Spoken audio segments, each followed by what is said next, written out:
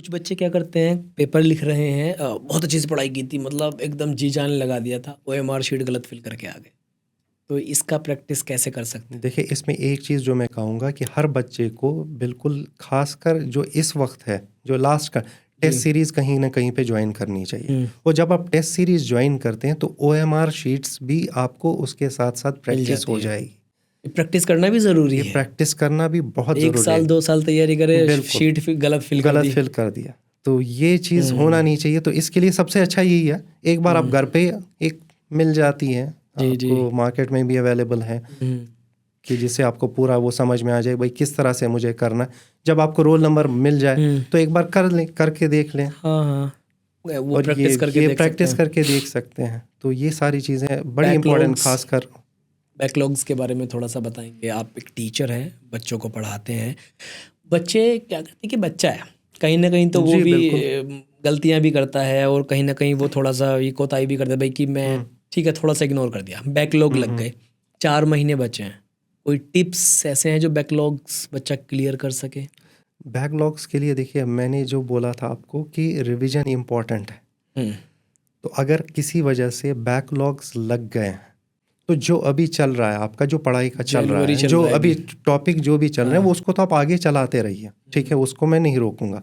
But आपको week में कुछ दिन आपको देने पड़ेंगे, कम से कम हम्म। एटलीस्ट 2 दिन या मे बी 3 डेज की, जिस हिसाब से एक्स्ट्रा जितने टाइम आपके एक्स्ट्रा टाइम देना पड़ेगा, जिसमें कि आप बैकलॉग्स को कवर कर। कवर कर सके। जी, ये बहुत जो मैंने उधर बोला था आपको एक पॉइंट, कि वीकर एरियाज उसमें बैकलॉग हम्म। भी एक तरह से आ जाएगा, है ना। हम्म। तो उन पे पहले ज़्यादा, ये हमारे पास 1 महीना जो बचा हुआ, ये बड़ा इंपॉर्टेंट है इस वक्त, क्योंकि ये डिटरमिन करेगा, जब आपने एक बार सिलेबस कवर कर लिया है तभी आप फिर आगे जा सकते हैं रिवीजन की तरफ।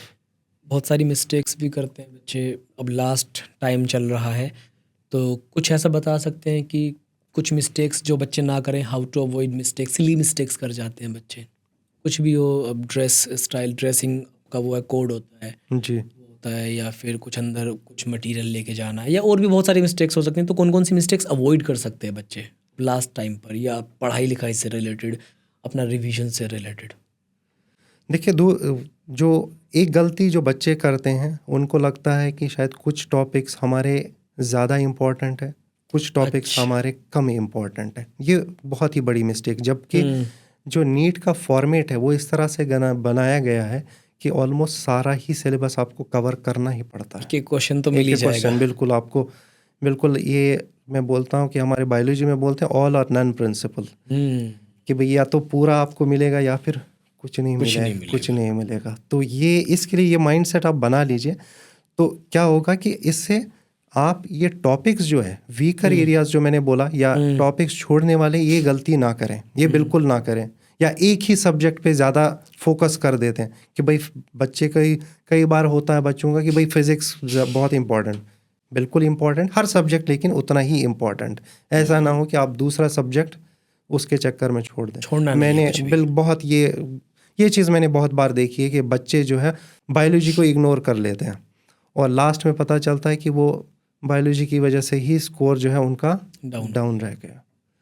तो ठीक। इस तरह की गलतियां बिल्कुल ना करें। जैसे देखिए, हमारा फिज़िक्स और केमिस्ट्री जो है वो कॉन्सेप्ट बेस्ड है। बायोलॉजी में हमें चीज़ें ज़्यादातर याद रखने वाली, ज़्यादातर चीज़ें, हालांकि थियोरेटिकल टाइप कॉन्सेप्ट में है, आ जाता है। थियोरेटिकल में आ जाता है। तो जितना हम नीट एग्ज़ाम के पास में जाएंगे, तो हमें क्या करना है, थोड़ा बायोलॉजी पे फोकस ज़्यादा करना है। इधर जो इस वक्त का टाइम है, आपके कॉन्सेप्ट क्लियर करने हैं, वो इस वक्त हो सकते हैं। वो आप ये मत सोचिए कि मैं लास्ट के 15 दिन में कोई कॉन्सेप्ट क्लियर करने वाला हूँ, नहीं। वो वो कॉन्सेप्ट चीज़ इस क्लियर वक्त है, करने का टाइम है वो ही टाइम नहीं। नहीं है, टाइम है इस वक्त। ये ये महीना जो है आपका, ये बड़ा ही इंपॉर्टेंट है। तभी मैं बोल रहा हूँ कि आपका कोई भी चीज़ें रह गई हैं, वो इसी महीने में करने की पूरी तरह से कोशिश उसके बाद कीजिए। सिर्फ रिवीजन चलना उसके है। बाद तो रिवीजन होना है।